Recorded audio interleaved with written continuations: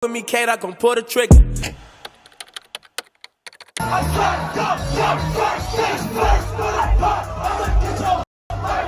Baby Keem, Die For My. Is that those are my two picks for album of the year.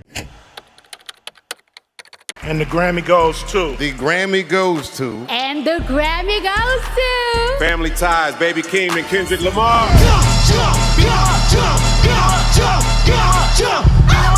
Keem, Baby Keem.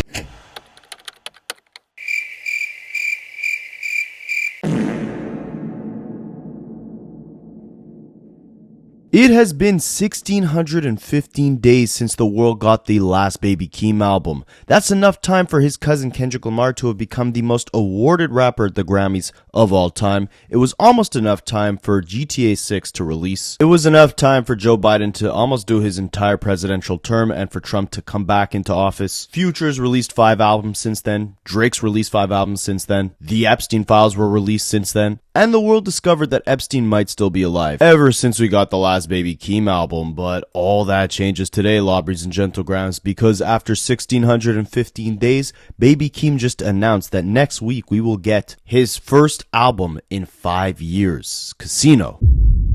Now the world, or maybe just me, have wondered for many years at this point, where the hell is Baby Keem, right? He was teasing a collab project with Kendrick back in 2023. He arguably had the most potential out of any rapper coming up to become the next superstar of this generation. He had the star power, the talent, the story, the originality, it was all there. But at the height of his career, Baby Keem completely vanished. And simultaneously, everyone from the TDE PG Lang umbrella has thrived and prospered arguably more than they ever have in their careers.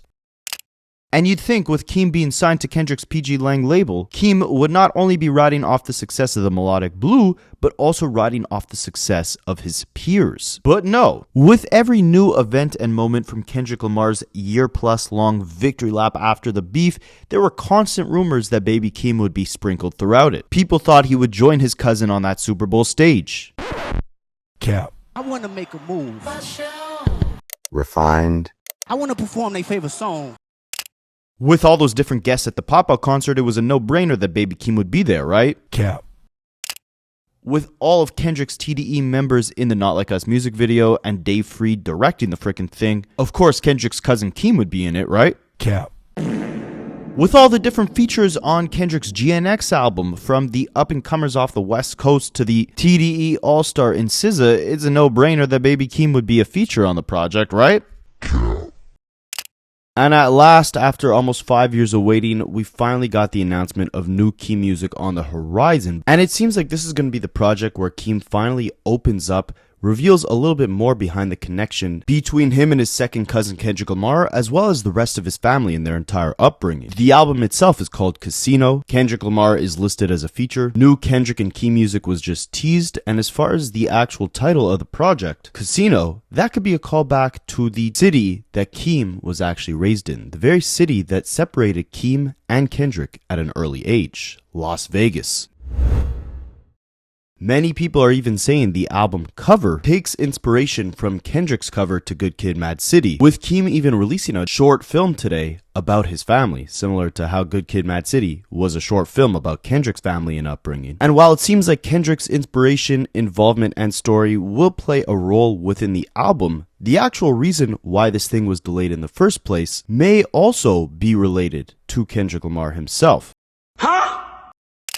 See, the album wasn't initially titled Casino. Baby Keem had started teasing a new project on the horizon in late 2023, and by 2024, mock-ups of album covers were published to the world, with the title tentatively being teased as Child with Wolves. Now, we all know what happened by the beginning of 2024, right?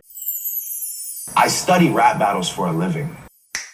During the beef between Kendrick and Drake, Baby Keem was radio silent. The only thing he did was actually like a tweet that basically said Kendrick Lamar is the type of guy to vanish as the bus passes. But that was already a year ago. The last time we heard from Baby Keem was on Twitter also over a year ago when he tweeted, "What's new?" But what if there's a deeper reason why Baby Keem has not released music in the last 3 years? There really might be. Spicy. And it might stem back to that Kendrick and Drake beef, but not for reasons you guys might think. Now, shout out to the YouTube channel Geek About It for bringing this theory to light. I'm going to try to remember to leave a link in the description to their channel in this video, but I highly suggest you guys check out their channel. They do amazing videos and phenomenal research on everything hip-hop related, and they really unpack something that makes a lot of sense as to why we've seen so many delays in Baby Keem's project. So basically, I mean, you guys might have assumed, oh, Baby Keem was just silent so that Kendrick Lamar can have his moment, have his victory lap, right? Well, Kendrick Lamar has most definitely finished that victory lap. We can confirm that, right? Like, he dropped GNX again over a year ago. He went on the entire GNX tour, which wrapped up in December, which is approaching 2 months ago. I also don't think Baby Keem rolling out an album while Kendrick Lamar was on that GNX tour would interfere with the success of that tour in any capacity, right? And Baby Keem actually made an appearance at one of the dates. That was the first time we had saw him in many years when he stepped on stage again with Kendrick Lamar, I believe in around May of 2025.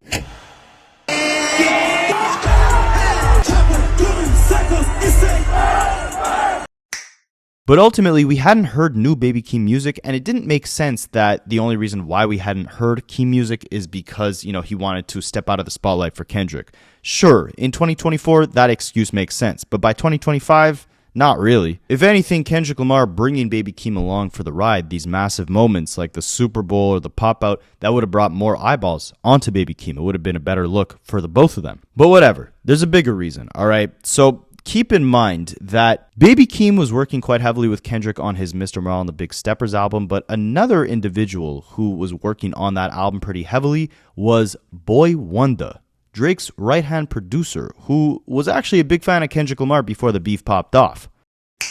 You know, To Pimp a Butterfly, I think you tweeted or said in an interview that it was a dream come true to be on that project. Why in particular? It was a dream come true because Kendrick is literally one of my favorite artists. So just to work with him and be a part of anything he was doing was a pleasure and was an honor. But what's interesting here, and again, shout out to Geek About It for bringing this to light, is that Boy Wonder had actually brought in the studio with him a new producer that he signed named Janu. And Janu, sorry for mispronouncing his name, he had contributed production work on Kendrick's song N95, one of the singles off Mr. Morale and the Big Steppers. Around this time, he starts forming a close friendship with Baby Keem. And again, he's signed to Boy Wonder, right? Janu eventually is invited to join Kendrick's Big Steppers tour, specifically to help Baby Keem work on his new project. Throughout the tour, Baby Keem had frequently tweeted about recording songs late at night on the tour bus and often mentioned Scott Bridgway and Janu. You could tell they were definitely locked in on a creative process.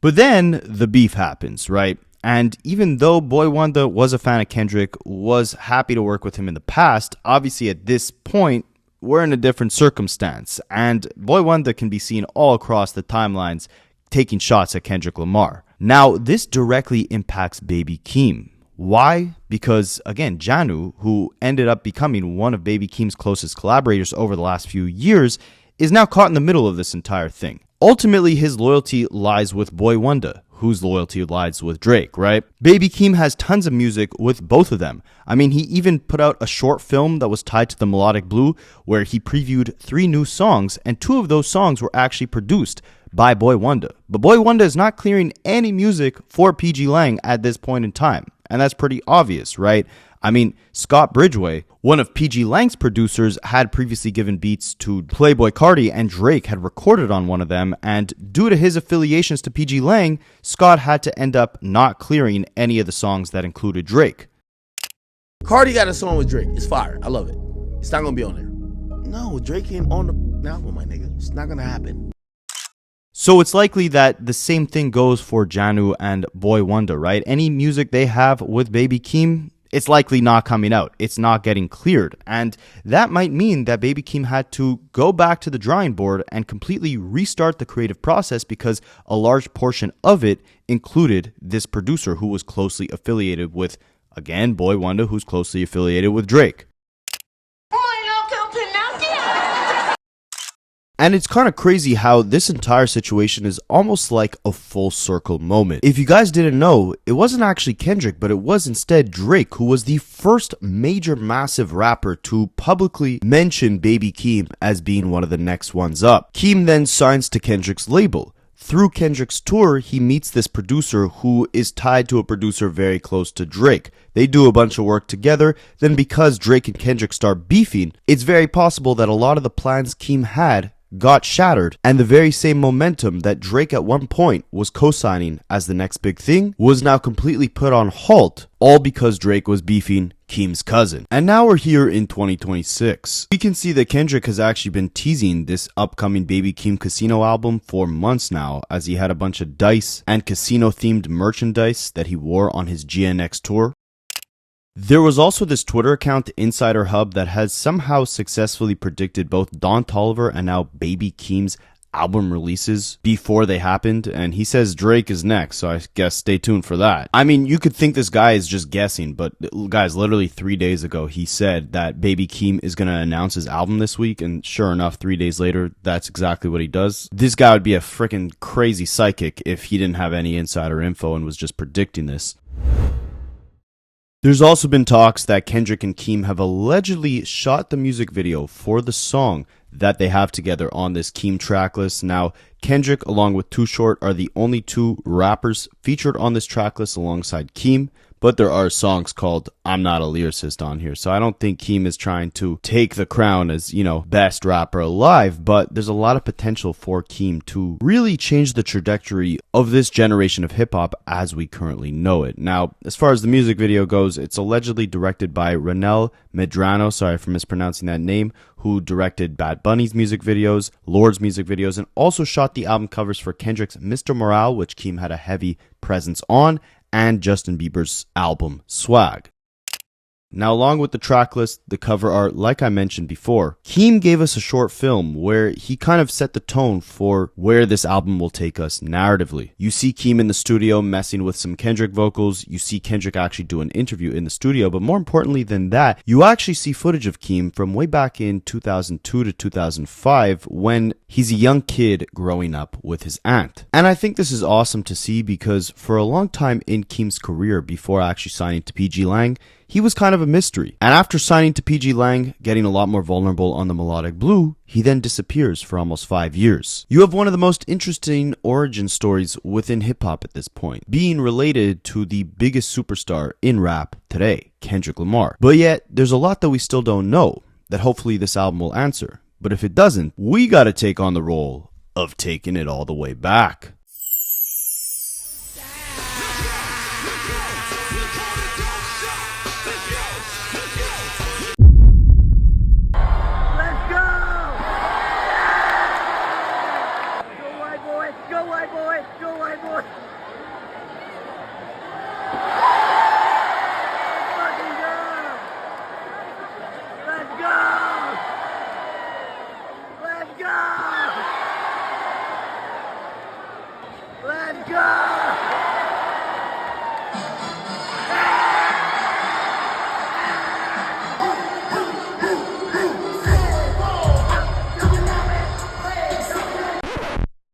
Before you had Baby Keem, you had Hakeem Jamal Carter, who was born on October 22nd, 2000. Damn, he's young. In Carson, California. About a 15-minute drive from Kendrick Lamar's childhood home. However, Keem ended up spending most of his childhood growing up in Las Vegas, Nevada. The reason for that is Keem was actually primarily raised by his grandmother. She was his main caregiver until around the age of 8 because his mother struggled with alcoholism and his father was largely absent during his upbringing. On the title track of the Mr. Morale and the Big Steppers album, Kendrick actually raps, watching my cousin struggle with addiction, then watching her firstborn make $1 million.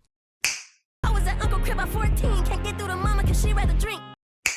Even without Kendrick really in the picture, at a very young age, Keem was always surrounded by music thanks to his aunts and uncles. They were also recording artists. They brought him in studios. Keem remembers spending a lot of his early childhood in studios and observing the process of making music rather than actually participating. At around 6 years old, he recalls watching family members use FL Studio, and they were encouraging Keem to jump in from the sidelines from a very early age, asking him to freestyle while he was in the studio, putting him on to one of the greatest wonders of a child in the early 2000s, burning CDs from illegally downloaded LimeWire music. It was these early moments and memories that sprinkled the thoughts into Keem's head that maybe music is something he wants to take seriously as a career.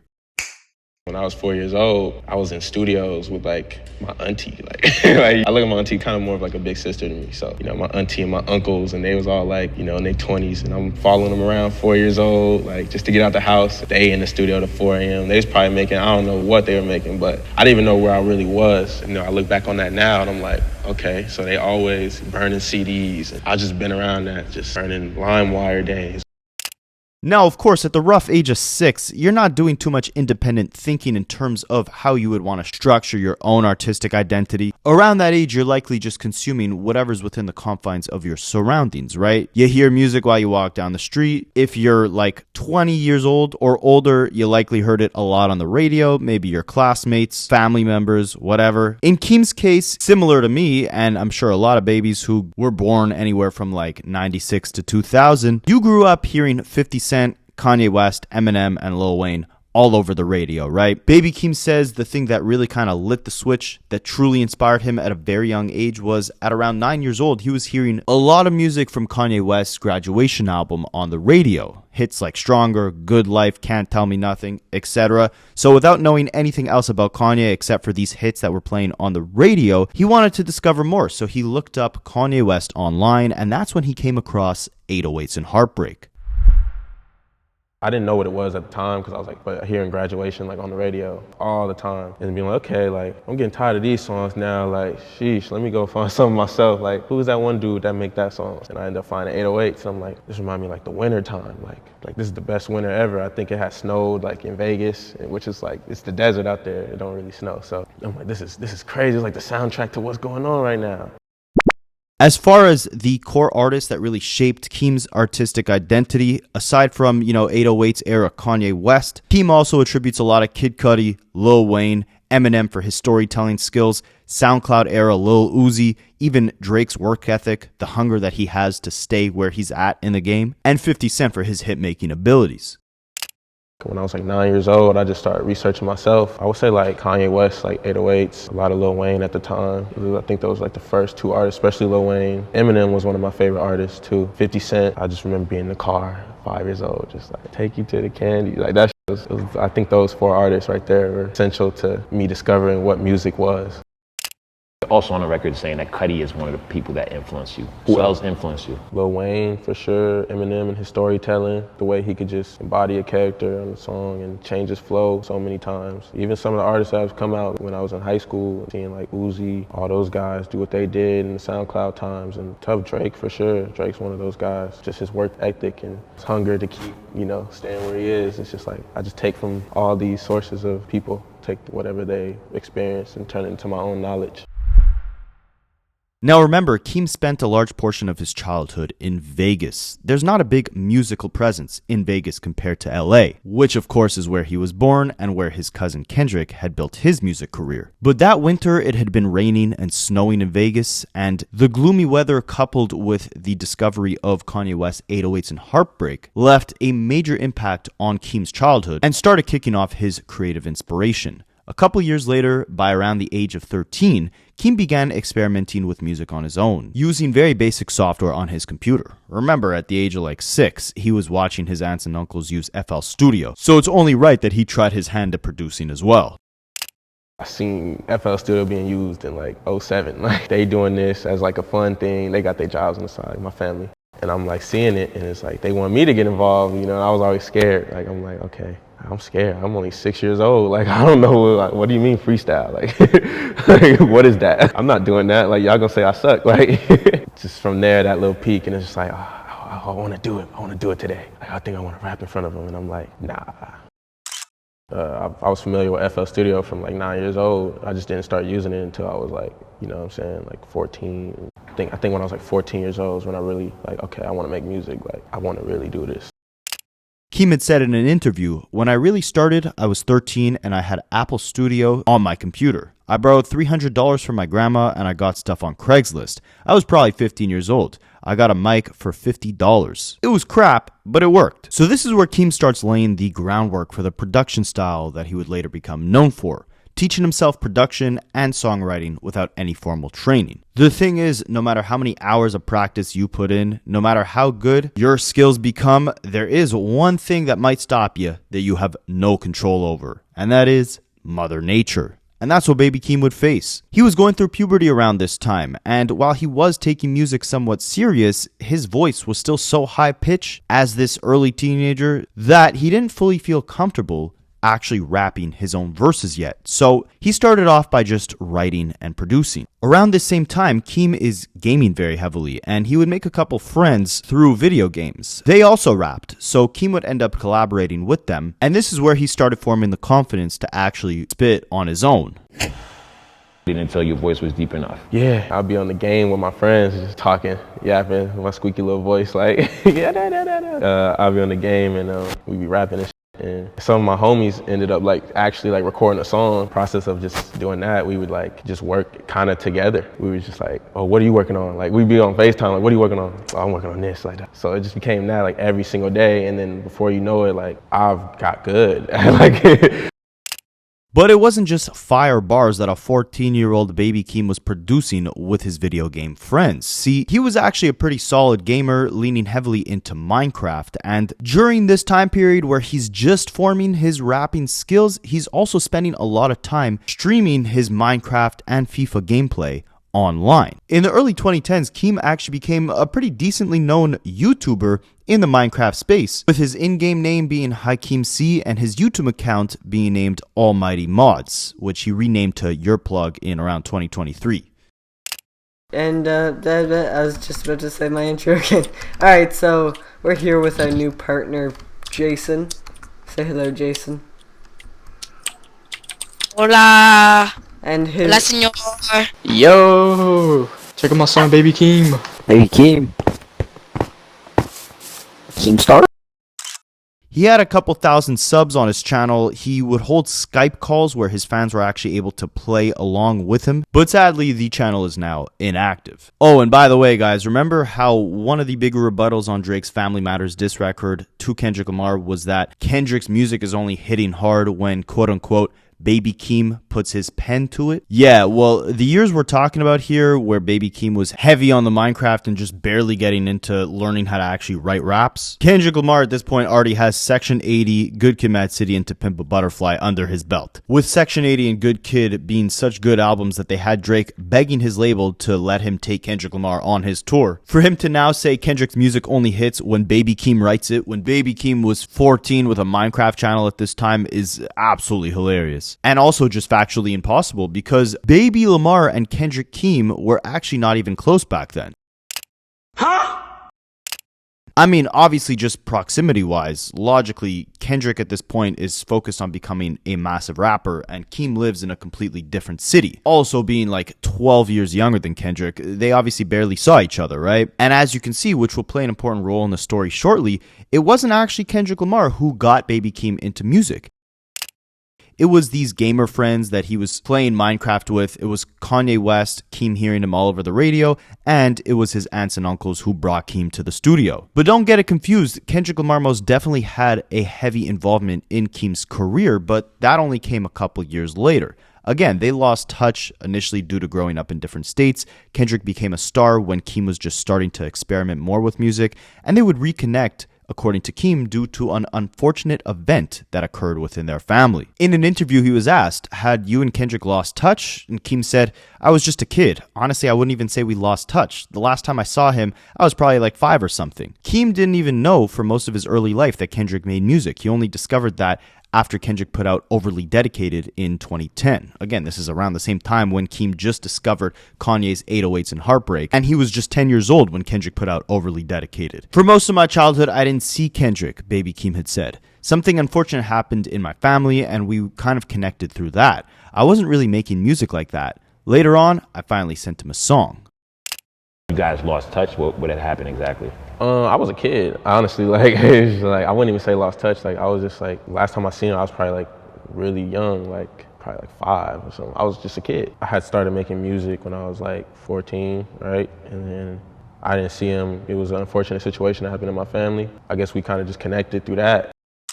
When Keem first started making music, he was very hesitant to send Kendrick Lamar any of his tracks because he felt like everyone probably sent Kendrick music and Keem wasn't even taking music very seriously at the time. So it was almost like disrespectful to send something that was kind of so half-baked or premature.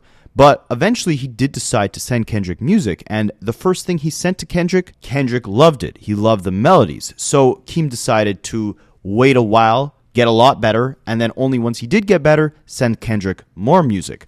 And initially, Kendrick told Keem not to put out any of these tracks that he was sending K-Dot because he probably thought Keem should take the time to actually develop as an artist before presenting his sound to the world. Keem had the rough elements that were there for sure with the melodies, but you want to perfect your craft before you make your big presentation to the world. But ultimately, Keem didn't listen and posted his music on SoundCloud.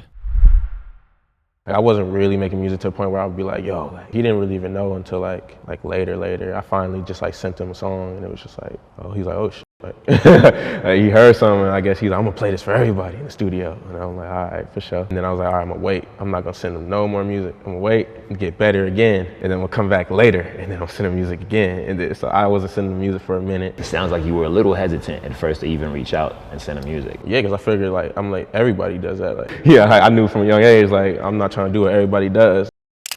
Now back then, Keem wasn't telling anybody that Kendrick Lamar was his cousin when he was dropping music, but there were little hints, which we'll touch on shortly. I do think it's interesting though, because eventually people would call Keem an industry plant, same way they now call Doechii an industry plant, even though we never actually saw Keem and Kendrick stand next to each other until Keem had already established his name on his own.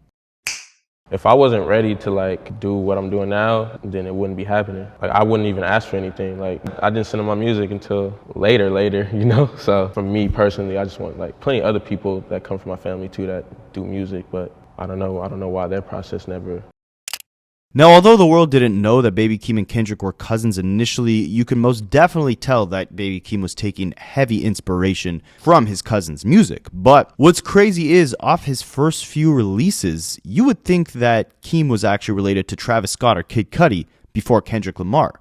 And the irony in that is that obviously Travis Scott and Kid Cudi would not exist without Kanye West's 808s and Heartbreak, and that was the one album that Keem said literally lit the match in his head to start pursuing music. So it was around 2017, 2018, when Keem was around 16 to 18 years old, that he started putting out his first major few releases. The first one was an EP released on November 7th, 2017, titled Oct. And it was released under his actual birth name, not the name Baby Keem yet. This is around the time when obviously Baby Keem and Kendrick Lamar start working heavily together and Kendrick starts putting Keem in the right rooms. This picture is from anywhere around like end of 2017 to 2018, where it seems like Keem is cooking up a beat, working with Kendrick in the studio, and we know obviously that this is late 2017 because he's wearing a Damn shirt, which is the Kendrick album that came out in around middle 2017. By the beginning of 2018, Keem puts out his second project, Midnight, and it's here where he makes his first reference to Kendrick Lamar. On the intro track, Black, he raps, "The whole time I'm telling her I'm that guy, I bust up, I feel like I'm P. Diddy, F with me, K-Dot, come pull the trigger." I bust up, I feel it's like I'm P. Diddy, F with me, K-Dot, come pull the trigger. Labels, and they're not effing with me. Remember when they wasn't effing with me? Say Keem gon' kill this stuff. Basically, it's here where he's telling Kendrick, hey, like, I'm ready, it's my turn, like, pull the trigger on me, come on, let's go. I know God got me living with no feelings, that's a course. And I mean, you could hear the Travis Scott inspiration in Keem's voice at this point, right? Keep in mind, Keem is only around 17 when he releases this project, his second project, and he sounds virtually nothing like the artist he would become. I mean, if I had to chalk it up to anything, I would say he's a Travis Scott clone, and I don't say that in a bad way per se. these songs are pretty good. Really, they're amazing if we're factoring in the fact that he's 17 around this time. But I mean, everything from the psychedelic, dark, melodic trap production on this project to the deeper vocal inflections Keem's using, the way he's stretching out his voice mixed with the auto-tune. I mean, this has Travis Scott written all over it. I can never ever fall in love with a bird. I personally like this project. I mean, if you guys are fans of like 2016 to 2018 SoundCloud rap era, this is definitely worth a listen, but Keem might not think so, because he actually later on described this project, Midnight, as just quote-unquote 9 songs in my stash, and basically just said it lacked direction. But aside from this tape, 2018 would be a formative year for Baby Keem. This is again when him and Kendrick start working together in a public capacity, I guess you could say, meaning that like some of the work Keem was doing with Kendrick was actually now getting released to the public, except Keem wasn't rapping yet on any Kendrick-related projects, but instead he was producing. Still, again, not credited as Baby Keem, but instead under his government name, Hakeem Carter, he earned several production credits throughout 2018 and 2019 on stuff like the Black Panther soundtrack, which Kendrick Lamar executive produced. He also produced for Schoolboy Q's album Crash Talk in 2019, including the single Num Num Juice. He had some production work on J-Rock's Redemption album in 2018, and even Beyonce's Lion King soundtrack in 2019. And aside from that one bar on the song Black in 2018, where he rapped that Kendrick should pull the trigger on him, we still have not heard any other mention from neither Keem nor Kendrick of them being related to each other. But best believe Kendrick's presence was felt all throughout Keem's come-up, just behind the scenes. See, as the years would progress, we would get to hear over 10 Kendrick Lamar reference tracks for Baby Keem songs, 4 reference tracks for his October 2018 project The Sound of Bad Habit, 5 more reference tracks for his 2019 project Die For My B, and 3 reference tracks for his PG Lang debut album The Melodic Blue. Kendrick wrote on, or at the very least recorded, reference tracks for various Baby Keem tracks like Bullies, 16, my personal favorite Stats, Rockstar P, Bust Her Up, Not My Bro, and a lot more. Walking my noses in the road and they best I big fake dogs. Popping my toe with my dirt right. Popping the bud with my nose and it dead like. But that doesn't mean Keem was pulling a La Brianna and just having a bunch of ghostwriters in the booth constantly concocting music for him, right? It wasn't just that Kendrick was writing this guy's entire life story. Again, he wasn't around for a lot of Keem's early childhood years, and that's what Keem raps about on a lot of his music. His mother struggles, growing up with his grandmother, his love interests. I mean, remember back in early 2018, Keem hadn't fully found his own identity yet, right? A lot of his music sounded like Travis Scott. Well, a big thing that kind of elevated his sound and really took his career to the next level was making the change in his own songwriting as he matured as a human and realized that in order to really find himself in the music, he's got to get more vulnerable. I learned that you have to be vulnerable in music. That's the only way people are going to gravitate towards what you're saying. If I want to write a song like Honest and I want to have people in the crowd singing back to me, like it has to stem from a vulnerable perspective. I just have to find whatever makes me vulnerable in the moment, how to get over that shyness of expressing that. So this is where you get Keem's breakout moment. At the age of just 19, he released what I believe to be his 5th official project. With the world having barely ever saw his face, they now knew his story. With this breakout mixtape, Die For My B.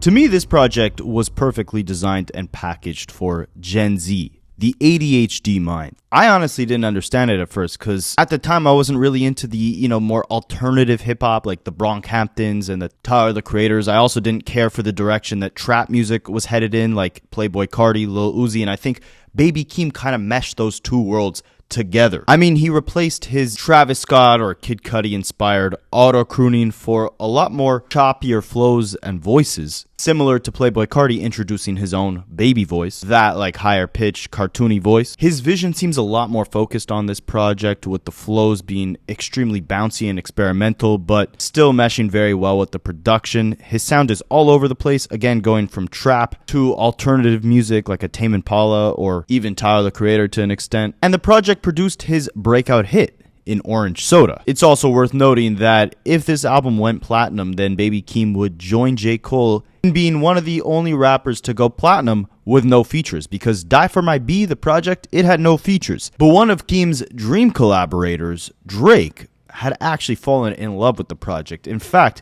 he had said that this, along with Young Thug's So Much Fun, were two of his favorite albums from 2019. I think Thug had the best album of the year. Yeah, actually, between him and Baby Keem, Die For My, is that those are my two picks for album of the year. Similar to how when Drake first heard Section 80 by Kendrick Lamar and immediately reached out to him, he did the same thing with Baby Keem after hearing Die For My B. Keem said around that time, Drake's tapped in, as he should be. Soon as Die For My B came out, he reached out. And at the time, you have to remember, this cosign is massive because A, again, no one knows that Keem and Kendrick are cousins. 2, Baby Keem is not really showing his face. I mean, his face is not on the album cover of any of his mixtapes, so it's like, you don't really even know what this guy looks like. You just hear this mysterious, bouncy, innovative hip-hop music from this guy whose name is Baby Keem. And all of a sudden, you know, one of the biggest rappers in the world is saying that he put out his favorite project this year. And looking back on it, I mean, the same way that Drake is, you know, very tapped into a lot of up-and-comers and then usually ends up collaborating with them so then he can integrate their sound into his own music, I'm assuming that's probably what he wanted to do with Keem's music, right? Because if you look at songs like Honest,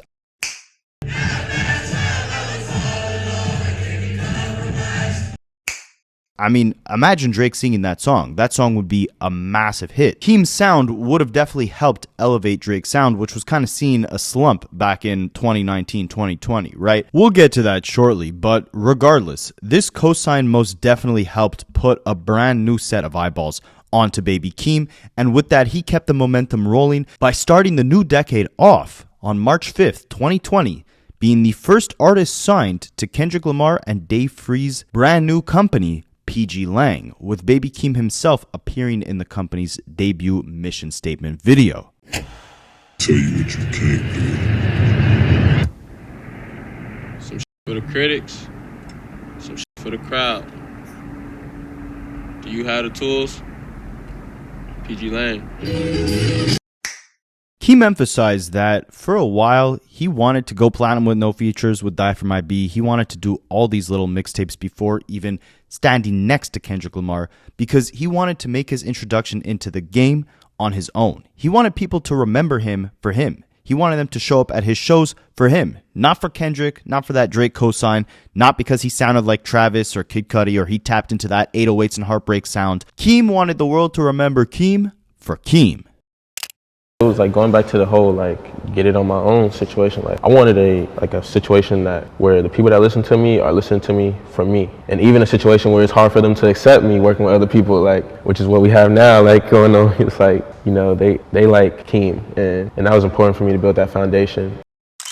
And when asked what makes him great, he said ultimately it's because of his mentality. The mentality he carries is that all he needs to do is just outwork everybody else. But sadly, just like a squeaky, puberty-stricken voice stopping a young 14-year-old Baby Keem from being able to record his raps, an unprecedented external force would also stop a 20-year-old Baby Keem from finally releasing his debut album to the world in 2020. He was supposed to release his first album in that year. I mean, he had the freshman class, he announced he was signed to PG Lang, he got the Drake cosign, Die For My B, the mixtape was blowing up. It was the perfect time for Keem to start this new decade being the next superstar up. But Mother Nature again had different plans, and it was all pushed back, but probably for good reason. Likely would have come out in 2020 if everything was open, but then shut down. Yeah, dude. Right. How did you deal with that? I took it hard at first. I took it real hard because it was like this would happen to me, like me, and it was like that for a good month until I realized I'm like, bro, music aside, bro, like what's going on outside, like I'm actually blessed to be in my position. See, another artist around this time who faced multiple album pushbacks due to the COVID-19 pandemic was none other than Drake, who just a year before, in an interview in promotion of his new project CLB, had co-signed Baby Keem. That project CLB was now getting pushed back, but it gave Drake the perfect opportunity to now try and incorporate Baby Keem's sound into his new music. And we saw Drake embracing a lot of artists from the next generation on this little rollout here. I mean, he had Laugh Now, Cry Later with Lil Durk in 2020. He had Wants and Needs with Lil Baby. He had just did a collab with Fabio Foreign. He just did his first collab, Pain 1993, with Playboi Carti. And he actually had a second collab with Playboi Carti, which would also feature Baby Keem on a song called What's Next. I told you that I was a mess, okay? I get out of bed and get dressed, okay? Now, you probably recognize this song for not actually having a Baby Keem verse, but instead for being a solo Drake verse. And as far as why that happened, and why Baby Keem and Playboi Carti were left off, well, we could only speculate. Don't forget, Baby Keem signed to PG Lang, or announced the signing, in March of 2020, and this What's Next song officially came out in around January of 2021. I can only imagine that Keem and Drake ended up collaborating on this song after he had already signed to PG Lang. So I don't think Drake took Baby Keem off because he was like, nah, I didn't know Keem and Kendrick were cousins. Now that I know, I want nothing to do with this guy. But Keem chalked it up to ultimately this just being part of Drake's creative process. I mean, when he was asked about it in an interview before the Melodic Blue came out, he said, this is just his process. If we don't work now, we'll work later.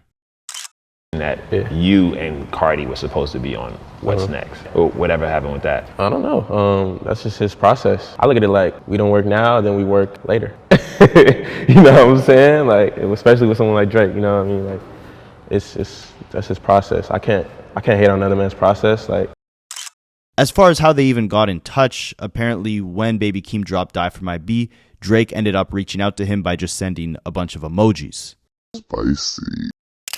But while Baby Keem wouldn't get that Drake collaboration in 2021, he would get something that is probably much bigger and better. After all the years of honing in on his craft, he finally felt confident to go bar for bar with his cousin, Kendrick Lamar, on record. This track is crazy, and I mean, let me know what you guys think in the comments, but honestly, I like Baby Keem's part more than Kendrick's on this song. I think it's just the energy that Keem brings, plus the fact that, you know, there's a beat switch in the middle. Kendrick raps on the second beat, but the first beat that Keem is on is a lot more triumphant and energetic and just memorable overall. I mean, I think that's why now on Kendrick's GNX tour, he's even rapping a separate verse to that first beat. But yeah, this was an insane moment, right? I mean, this was the first time where they finally acknowledged that they're actually related. The album artwork for Family Ties even featured a picture of both Kendrick Lamar and Baby Keem from way early on. Keem had to be like 4 years old in this picture. And as you can see, like all the other relatives' eyes are blanked out with a black square, similar to how they were on Kendrick's Good Kid, Mad City cover. And I mean, I think this song pretty much eliminated all chances of Baby Keem and Drake ever having a collaboration together.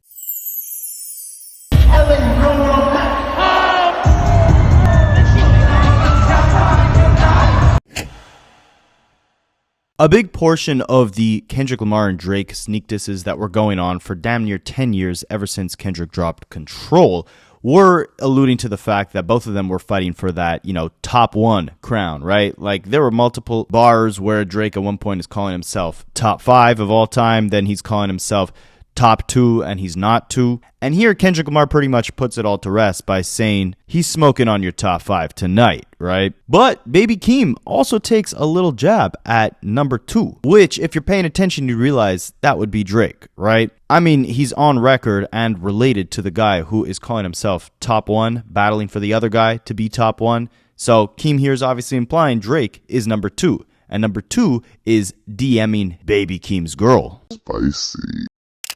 Could this be why we never got that What's Next collaboration between Drake and Baby Keem in early 2021? If you guys don't think that's enough proof to show that Drake might have stolen one of Baby Keem's girls, he later in 2022 released the deluxe to the Melodic Blue, and on a song called Lost Souls with Brent Faiyaz, he rapped, It's a lot of HOES's in here, lots of lost souls, whole group of dime B's, and they in vogue. Trying to find me a girl that nobody knows. I'm trying to find me a girl that nobody knows. You see that girl right there? She effed OVO. I'm trying to find me a that no one knows. You see that right there? She OVO. But this whole Drake thing, this really wouldn't be an issue for now. In the meantime, Family Ties and the Melodic Blue would really send Baby Keem out of here. It would cement him as this expressive, creative trap artist who never feels monotone or lazy, is never conformed into a box, has high energy flows and writing that swings between funny, emotional, autobiographical, and the Melodic Blue is really his most all-encompassing statement thus far. Versatile, highly personality driven. On one side, it was built around that distinctive high-pitched baby voice that's perfect for jokes, boasts, sudden mood flips, very reminiscent to Kendrick's more comical or animated styles that you see him perform on songs like King's Dead or Element or Silent Hill or Untitled 2. Like when Kendrick's more in that kind of animated bag, I think that directly influenced this Baby Keem baby voice, like choppy start stop type of flow that he has going on. You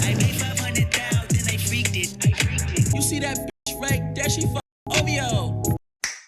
But then on the flip side, you also have Keem take on this more alternative, softer role on songs like 16 or on my favorite, the song Scars, where he is completely embodying that first album, the essence of that first album that truly got him into music. 808s and Heartbreak. Only this time, unlike his, best Travis Scott and Kid Cudi impressions back on his 2018 projects, by 2021, while you definitely hear the Kanye influence, whether it's directly through the drums on Scars that were taken from Kanye West's Love Lockdown, or whether it's the hook or just the vocals in general, you still get the vibe that this is a Baby Keem story. This isn't Kanye's record. However, I remember a couple years ago, there was actually an AI version of this song, and I literally thought this was like a Kanye West leftover off 808s and Heartbreak. And I remember, like, aside from a couple songs, not necessarily being like all the way invested into Baby Keem at that point, but when I heard this, I was like, wow, this is like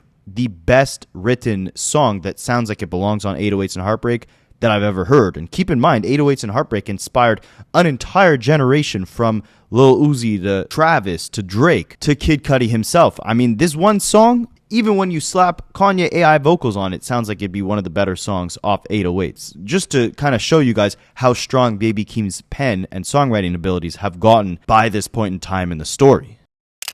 What is life you gave so long? Why all the choices that I make tear us apart? The success that the Melodic Blue carried led Baby Keem to reach higher and higher heights as the next 12 months progressed. First, he gets a feature on the most successful song off of Kanye West's Donda album, Praise God with Travis Scott.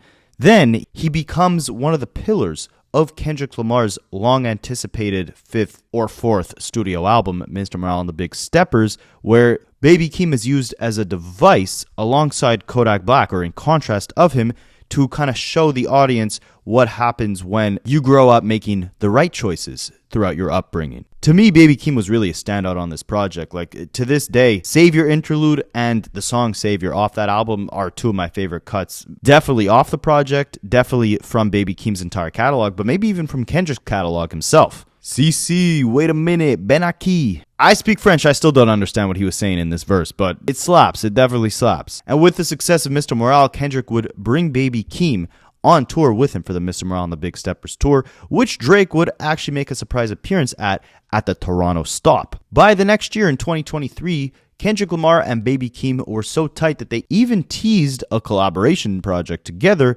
forming a new supergroup, which was called the Hillbillies. And there was a bunch of theories going around at this time that Kendrick Lamar, I mean, with all the different reference tracks that were leaking from him to Baby Keem, they were saying that he was kind of using his cousin as like an experiment project where, you know, he wanted to get all these flows off, these more animated, cartoony, you know, more laissez-faire, if you want me to speak French, more of these chilled out flows where he's not really rapping too deep, but he's kind of just having fun with things. Like he kind of expresses that through Baby Keem. That was the theory. And that like Baby Keem was just this social experiment for Kendrick to get off this more kind of carefree persona within the music. And that's why, again, earlier in this video, I said like a lot of the flows, the choppy baby style voices that Keem integrates, in my opinion, it's very reminiscent to a lot of the more animated flows and voices that Kendrick Lamar has used on records like King's Dead or Untitled 2 or various other songs.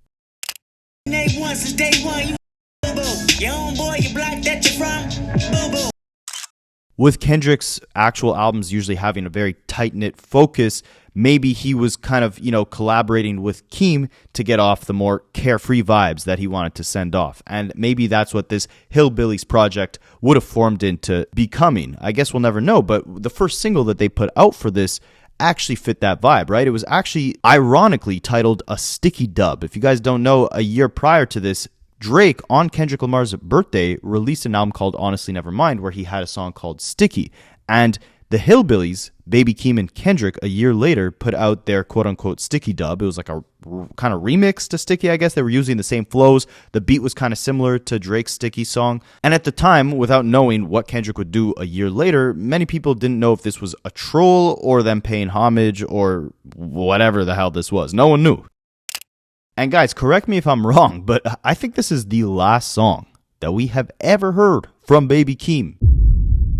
So that's why it will absolutely be a massive full circle moment to hear Keem for the first time on his own deliver what could possibly be his most personal album to date, and really giving us a glimpse into not just where he's been over the last few years, but who he is as an artist and a person. And the leading artist of PG Lang, and the second cousin of Kendrick Lamar. And by the way, I didn't rap in the intro of this video, so let me know if you guys would prefer the bars at the beginning or no bars at all. I feel like J. Cole kind of inspired me to just retire the entire thing, since he's kind of in his retirement arc. But I'll be back. The bars and Rapaholics will be back. But in the meantime, let me know what you guys think, and I'll catch you in the next one.